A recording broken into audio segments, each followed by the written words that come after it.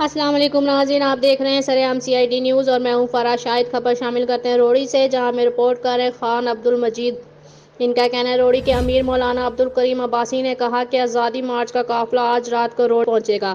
قافلے کا روڑی پہنچنے پر بھرپور استقبال کیا جائے گا۔ ان خیالات کا اظہار انہوں نے سرعام CID روڑی کے رپورٹر خان عبد المجید خان سے خصوصی کہا۔ سمجھتے ہیں کہ یہ جلسہ جو ادھر احتجاج ہے یا اجلاس ہے، جو کانفرنس آزادی مارچ آپ کر رہے ہو، تو اس میں کیا سمجھتے ہو کہ کوئی مسئلے تو ایسے ہوں گے جو کہ مسئلے گورنمنٹ سے حل کرانا چاہتے ہو؟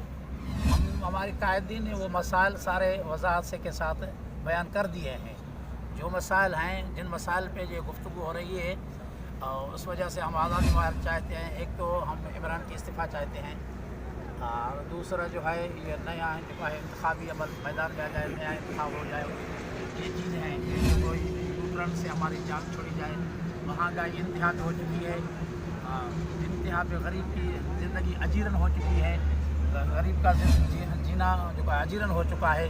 اسی لیے غریبوں کو آزادی دلانے کے لیے ہمارا آزادی مارچ چاہیے۔ دوسرا اور پوائنٹ یہ ہے تحفظ ناموس رسالت کے عنوان سے یہ قادیانی لابی حکومت ہے، یہودی لابی حکومت ہے، ان سے جان چھڑانا ہے۔ انشاءاللہ جان چھوٹے گی۔ اچھا، آپ کے لیے ایک عرض میں کرتا چلوں کہ کل اس وقت آپ یہاں سے جائیں گے کل 11 بجے انشاءاللہ 11 بجے بائی روڈ۔ اس کے علاوہ دوسری چیز یہ کہ اسلام آباد آپ کب پہنچیں گے؟ 31 تاریخ۔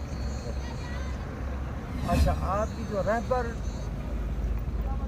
پارٹی گئی رہبر کمیٹی رہبر کمیٹی یا پارٹی کمیٹی یہ ہے وہ، سمجھو کہ اس نے کوئی ادھر بیٹھ کر اپنے مسئلے حل کرائے؟